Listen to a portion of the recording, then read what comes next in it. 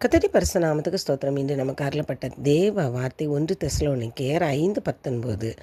ஆவியை அவித்து போடாதிருங்கள்.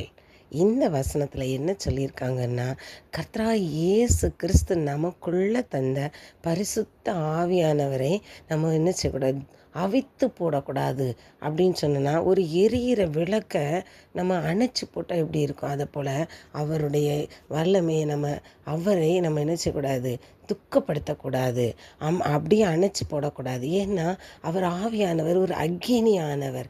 அந்த அக்கினிமயமான ஆவியானவர் நமக்குள்ளே இருந்து கொழுந்து விட்டு எரியும் போது தான் நம்ம ஆவியும் அனலுமாய் மாறுவோம். அப்படி மாறும்போது தான் பரிசுத்த ஆவியானவர் நம்ம கர்த்தரை கூட இணைப்பதற்காக இருக்கிறார். அப்படி எப்படி இணைப்பார்? அவர் நம்முடைய கிரியைகளை செவ்வையாக செய்வதற்காக வழி நடத்தி நம்மை உருவாக்கி நம்மை கர்த்தரோடு இணைக்கிற பாலமாய் அவர் இருக்கிறாரு. அதனால் நம்ம ஒரு விளக்கு எரியணும்னா ஒரு எண்ணெய் வேணும், திரி வேணும். அந்த திரியை நம்ம தூண்டி விட்டுட்டு இருக்கும்போது தான் அது எரியும், நல்லா கொழுந்து விட்டு எரியும்.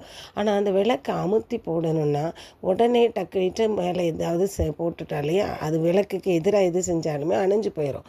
அதே போல் தான் பரிசுத்த ஆவியானவருடைய கிரியைகளை நம்ம அணைத்து போடும்படி நம்ம என்னெல்லாம் செய்கிறோன்னா, பொய் சொல்கிறோம், பாவமான கோபம் கொண்டு கொள்கிறோம், அதேபோல் களவு, அசுத்தமான பேச்சு, கசப்பு தன்மை, இருதய கடினமாக இருக்கிறது, தேவனுடைய சித்தம் தெரிஞ்சும் அதை அப்படியே நிராகரிச்சுக்கிட்டே வர்றது.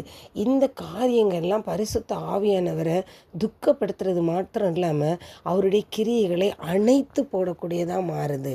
அப்படி அந்த அணைத்து போடும்போது நமக்குடைய வழிகள் எல்லாம் மாறி போயிடுது. அவர் நம்மை ஆளுகை செய்ய முடியாமல் போயிடுது.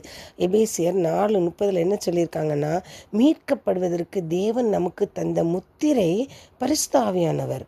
அவர் தூய்மையானவர். அந்த தூய்மையானவரை நம்ம அசுத்தமான காரியங்கள்லாம் செஞ்சு துக்கப்படுத்தி கொண்டு இருக்கோம். அந்த துக்கத்தினால அவர் ஆவியை அணைத்து போடப்படுகிறவராய் நம்மை விட்டு அவர் விலகக்கூடியவராய் மாறிவிடுகிறார்.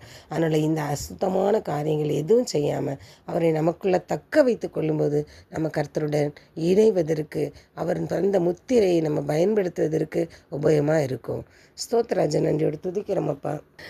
கர்த்தாவே ராஜா, நீங்கள் தந்த பரிசுத்த ஆவியானவரை நாங்கள் துக்கப்படுத்தாதபடி எங்களுடைய இருதயத்தில் உள்ள கசப்பு, அழுக்கு, கோபம், எரிச்சல், கடினத்தன்மை எல்லாவற்றையும் நீக்கி போட்டு எங்களை பரிசுத்தமாக்கி அவருடைய ஆவியும் அனலையும் உணரத்தக்க கிருபை எங்களுக்கு தாங்க.